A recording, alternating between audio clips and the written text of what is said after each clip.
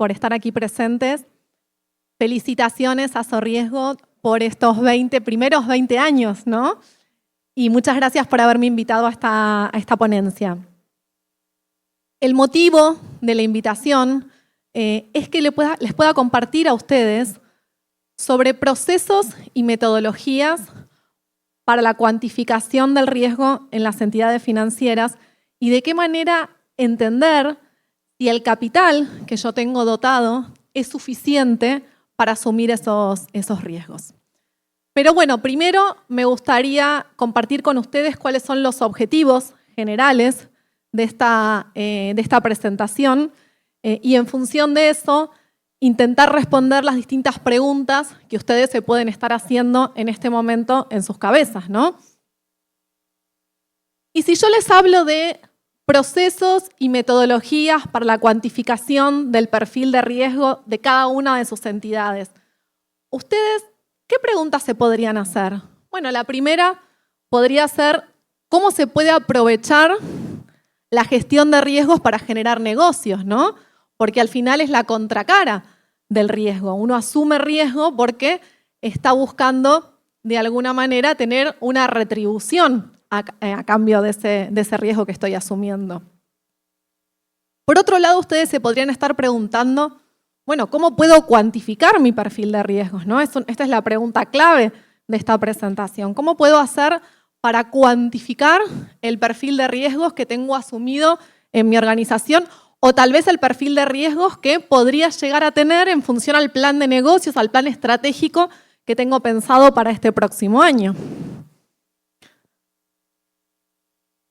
Otra pregunta clave que podrían tener en este momento en sus cabezas es ¿de qué manera influyen los riesgos emergentes, ¿no? Porque hay riesgos que son los riesgos tradicionales, que ya estamos muy acostumbrados a gestionarlos, a mitigarlos, pero es un mundo muy cambiante. ¿Cómo puedo gestionar y aprovechar estos riesgos emergentes? Y en función a todo esto, ¿es suficiente el capital que yo tengo dotado para asumir los riesgos que estoy asumiendo? ¿Cómo puedo medir la resiliencia y la estabilidad de mi negocio? ¿Cómo puedo aprovechar este perfil de riesgos para medir la resiliencia y la estabilidad de mi negocio? ¿Está bien que siga asumiendo estos riesgos?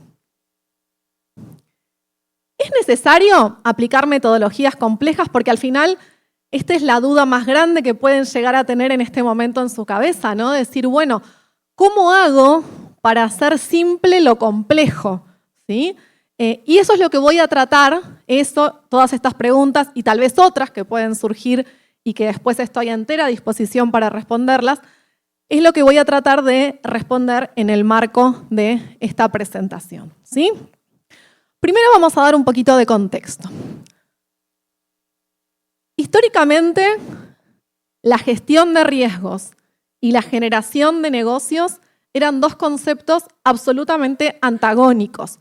Cuando uno visitaba una entidad financiera, tenías dos visiones muy contrarias entre lo que era la generación del negocio y tal vez cuando uno hablaba con las áreas de riesgos, que al final eran los malos de la película, ¿no?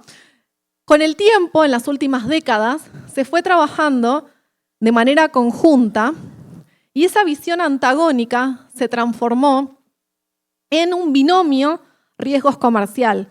Riesgo sigue siendo segunda línea de defensa, pero hoy por hoy también es un potenciador del negocio. Y eso es muy interesante. Eso es muy interesante porque desde esa perspectiva, al conocer el perfil de riesgos que tengo asumido en mi organización, yo puedo también pensar cómo generar nuevo negocio y generar valor para mi accionista. Pero bueno, los riesgos, yo les decía hace unos instantes, el universo de riesgos al que nos encontramos expuestos se está complejizando cada vez más.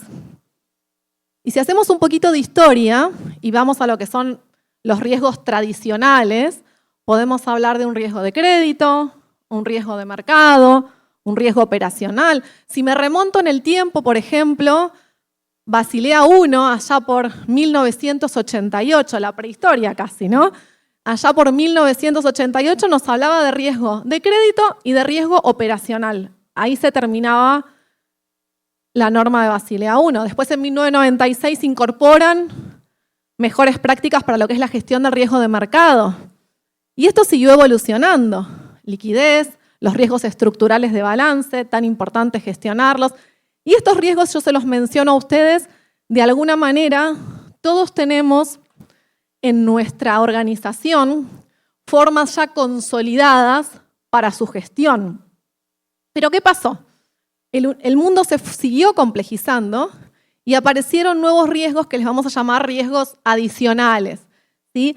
Tal vez con la llegada de Basilea II, Basilea III, se incorporan, ¿sí?, lo que son los otros riesgos y se empiezan a solicitar a las entidades financieras que cuantifiquen también lo que es un riesgo reputacional, un riesgo estratégico, un riesgo de concentración, los riesgos de cumplimiento, los riesgos de fraude, ¿sí?, todo lo que tiene que ver con financial crime, con lo que son los delitos financieros, ni hablar de la ciberseguridad, cómo fue evolucionando en el último tiempo, también fruto de cómo fuimos evolucionando nosotros como mundo, ¿no? Y los riesgos de conducta, sobre todo desde lo que es UK, que se le dio mucho foco. Y después aparecen lo que son los riesgos emergentes y tal vez los más nuevos. Y podemos hablar esto también con la evolución de la inteligencia artificial, Big Data, evoluciona el uso de la información, evoluciona el uso de los modelos. En las organizaciones nos apoyamos mucho para tomar decisiones en base a modelos, en las organizaciones y en nuestra vida personal también, ¿sí? ¿Y el riesgo de modelo de qué surge? Del mal uso de la información para la construcción del modelo, del mal uso de las metodologías, tal vez teniendo buena información, usar metodologías que no son las apropiadas, o en la integración en la gestión. ¿Sí? Es un riesgo que está hoy por hoy muy en boga en las organizaciones, tratando de gestionarlo, tratando de cuantificarlo, tratando de mitigarlo, porque dependemos mucho de los modelos. Los riesgos climáticos, no les voy a contar todo lo que está impactando a nivel ESG, a nivel general y a nivel particular, lo que son los riesgos climáticos, tanto físicos como de transición, a nuestras organizaciones en particular y al mundo en general, que hace que si nosotros le prestamos a un tercero, también estamos expuestos a esos riesgos climáticos que se está exponiendo ese tercero. Riesgos de proveedores, riesgos de terceros, ¿sí? Cuando yo contrato a un proveedor también estoy asumiendo riesgos en función al tipo de servicio que me está prestando y a los riesgos que ese proveedor está asumiendo. El riesgo de talento humano, terrible últimamente, con nuevas generaciones, con la rotación, que genera pérdida de información relevante para cada uno de nosotros en nuestras organizaciones. Los riesgos de competidores no tradicionales con la aparición de la fintech, esto sobre todo en el caso de la banca más relevante, ¿sí? Pero con la aparición de la fintech, estos competidores no tradicionales generan un riesgo para las entidades financieras y las organizaciones como un todo.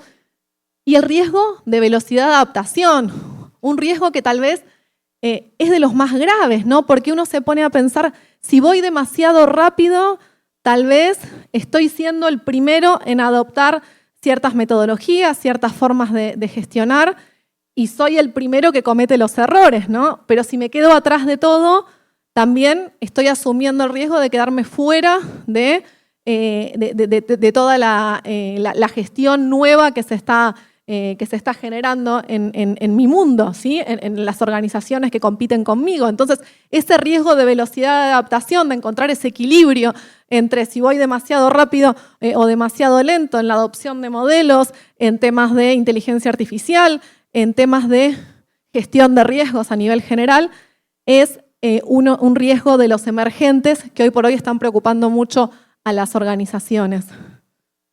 Pero tal vez